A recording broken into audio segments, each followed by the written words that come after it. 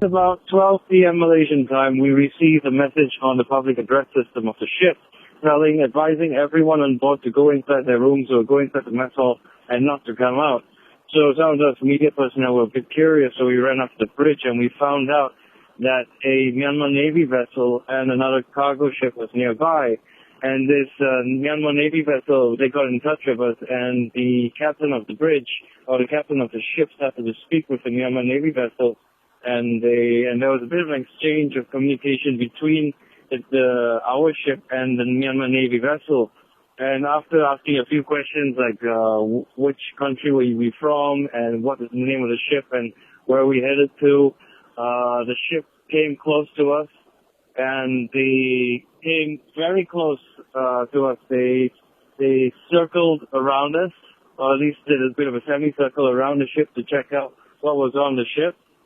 And the closest I think it came to our ship was about 1 kilometer away, and we could see that it was something of a patrol boat, or patrol vessel from the Myanmar Navy.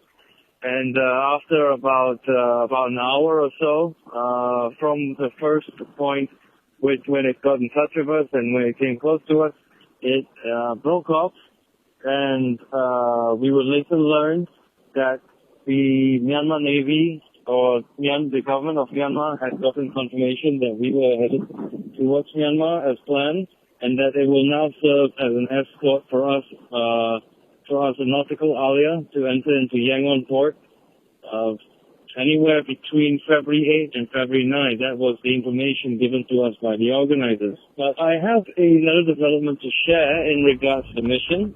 Apparently, one of the organizing bodies of the mission, MAPIM, which is the Malaysia Islamic Consultative Council, they received a letter because they have a recce team in Bangladesh right now. They're trying to sort out the details about how we're going to land there and how we are going to actually unload all the cargo from the ship onto Bangladeshi soil. So what happened was that this particular recce team from MAPIM, they got a letter from the High Commission of Malaysia in Bangladesh, and apparently the Malaysian High Commission in Bangladesh had a meeting with the Bangladeshi government, informing them that the vessel, the Nautical Aliya, was not allowed to dock in Teknaf, which is where 3 Rohingya camps are situated. Teknaf, as you can probably well understand, is right at the very southeast end of Bangladesh, and it just borders the country of Myanmar, and it is an area, a location where hundreds of thousands of Rohingya refugees are believed to reside at this moment. So according to the information provided to us by the organizer, that is Dr. Seri Abdul, Rahim, he informed us that the ship, the Nautical Aliya, was not allowed to dock.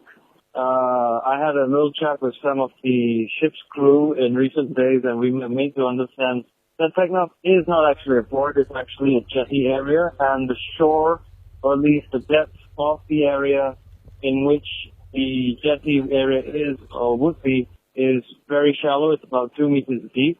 The Nautical Aliya, on the other hand, has a depth area of about 8 meters. So if it were to enter into Teknaf, it would be grounded, unfortunately.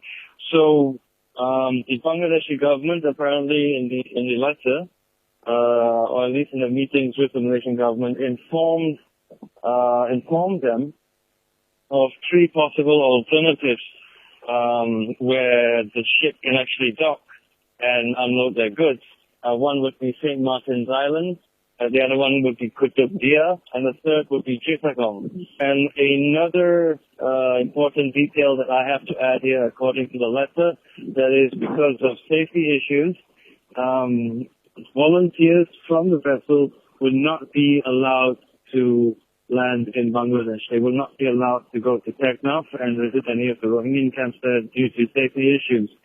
So at the moment, the organizers and the government of Malaysia are probably in negotiating mode with the government of Bangladesh, and they're going to see what would be the next course of action in regarding this matter.